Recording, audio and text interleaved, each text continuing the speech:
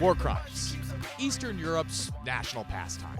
A casual occurrence in the darker part of Europe, but something we Americans take rather seriously. Unless we win, of course. Because of the increased escalation of the Ukrainian civil war, the United States recently sent over a special gadget that they're hoping turns the tide of the conflict. Cluster munitions. Now, if you feel like you've heard those words recently, it's probably because you haven't been able to avoid the war drum beating from America's most trusted sources for journalism.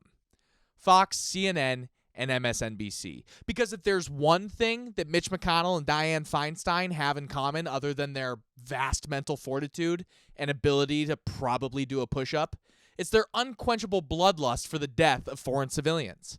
So say you did tune into those channels to get a quick, comprehensive, and unbiased rundown of what exactly these new wonder weapons are, it might look a little something like this. Exactly what people think, and this is extremely dangerous to our democracy. Now, I know for those of us who aren't as learned and wise as the literati on cable news or the keyboard warriors on Instagram who post colorful infographics from Change, it's hard to decipher exactly why anyone would ever consider cluster mine bombs a war crime. But let me try and see if the context clarifies the conundrum on this week's Broad Look. It's April 22nd, 1915, at 5 p.m. Location, Ypres, Belgium. And soldiers on the front lines are about to witness a paradigm shift that will change the way humans view total war. German commandos in masks protecting their upper respiratory systems snuck canisters of aerated poison known as chlorine gas into the land between the trenches of the Axis and Allied powers. Up until this very moment, seldom did warfare so exponentially change. Throughout human history, on one hand, you could count the advances in weaponry that shifted the paradigm as much as the longbow or black powder. In the hours of dusk on that fateful day, the era of chemical warfare would begin. The repercussions would stretch so far into the future, it was inconceivable at the time the generations ahead that would be affected.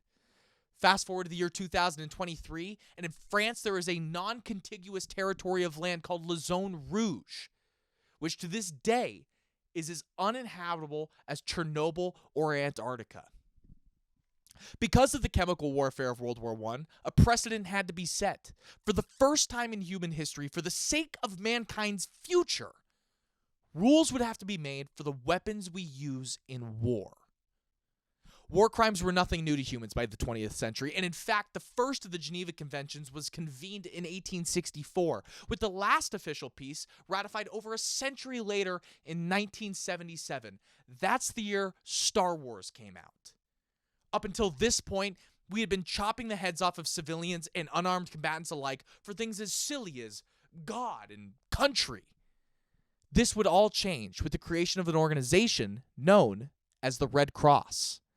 The brainchild of a Swiss Calvinist, Jean-Henri Dunant, following a rather bloody trip to French Algiers in which he witnessed in a single day the death of 40,000 combatants, either directly in battle or after its completion due to the lack of care for wounded soldiers. 4 years later, he would convene with 12 of the nations of Europe at Geneva in the first convention on warfare. Now here's a fun fact for you. The United States did not ratify 2/3 of the Geneva Conventions, unlike 191 other nations. We also do not recognize the authority of the International Court on War Crimes, Crimes Against Humanity, or Genocide. Isn't that fucking fun? So if you're asking yourself, well, what does that mean, Cole? Well, that means these here United States don't give a damn about what all those pansy nations across the world think about things as silly as civilians or weapons of mass destruction. Which is what concludes my little history lesson and brings us to the present day. If anything, I pride myself on my consistency on these topics, not on putting these out.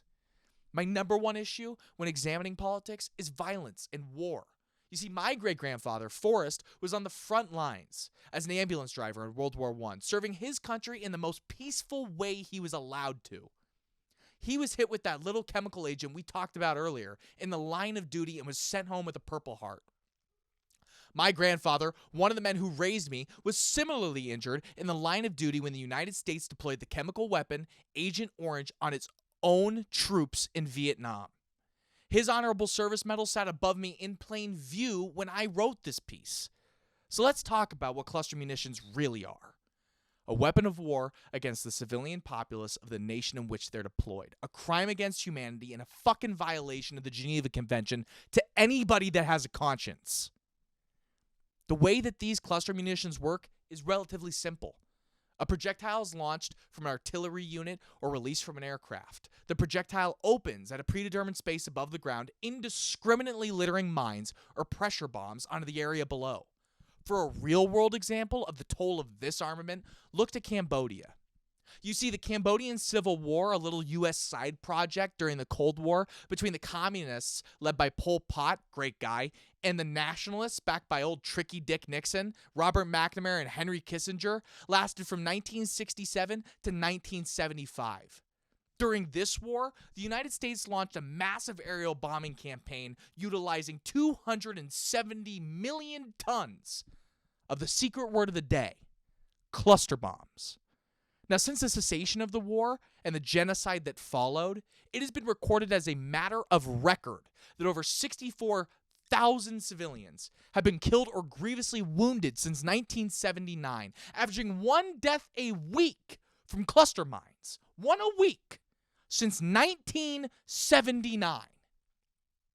Cluster bombs have been condemned by every human rights organization you can think of, whether it be Amnesty International and Human Rights Watch in 2003, the Red Cross in 2006, the United Nations with the Convention on Cluster Munitions in 2008.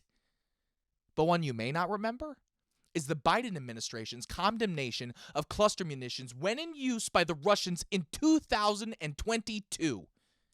Here's Jen Psaki, the former press secretary, saying the Russian use of cluster munitions constitutes a war crime 1 year ago. There are reports of illegal cluster bombs and vacuum bombs being used by the Russians. If that's true, what is the next step of this administration, and is there a red line for how much violence will be tolerated against civilians in this manner that's illegal and potentially a war crime? It would be. I don't have any confirmation of that. We have seen the reports. If that were true, it would potentially be a war crime. Obviously, there are a range of international fora that would assess that. So certainly we would look to that to be a part of that conversation. These same munitions were used in Yugoslavia, in the NATO alliance war against Slobodan Milosevic, in Iraq against Saddam Hussein, and again in Syria and Yemen in 2011. In fact, it's difficult to find a U.S.-backed war where you won't find the usage of cluster munitions. So if the precedent has been set that we just don't care here in the U.S., why stop there? Hell, Russia's using them in their attacks. Fuck being the bigger man. If Russia's going to kill some civilians, we better do our part too. Peace was an option in Ukraine. Before the Civil War, during the Civil War, after the Russian invasion, and even right now. Politically, it may not be popular. But in 20 years, when this war is over and Ukrainian children are being blown up by little baseballs that say Lockheed Martin on the side, I'm sure their families will be just as understanding as the founders of Al-Qaeda. That global geopolitics were more important than peace and safety in their home. Look, it's not my job to sit here and lecture you.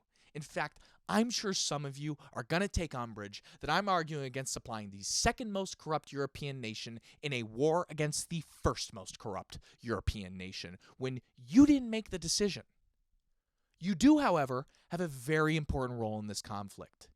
You vote, you post, and you talk at the dinner table. I'm a lifelong Democrat, and the way I was raised, that means supporting peace in all its facets, even if that means agreeing with some yucky Republican. So speak up, because if you don't, there's a kid without a leg, a hand, or a life who will blame you and your tax dollars for their dismemberment. This was a jokingly serious broad look. I'm Cole Carter. Have a great day, and an even better night.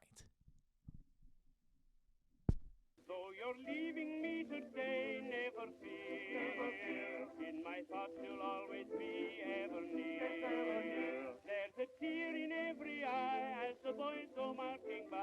what they're out to do, or I hear them scream. All the things you plan to do, I am sure they will come true, and I'll watch and wait for you over here. Au revoir, but not goodbye, soldier boy. Brush that teardrop from your eye, soldier boy. When you're on the deep blue sea, will you sometimes think of me? I'll be waiting anxiously.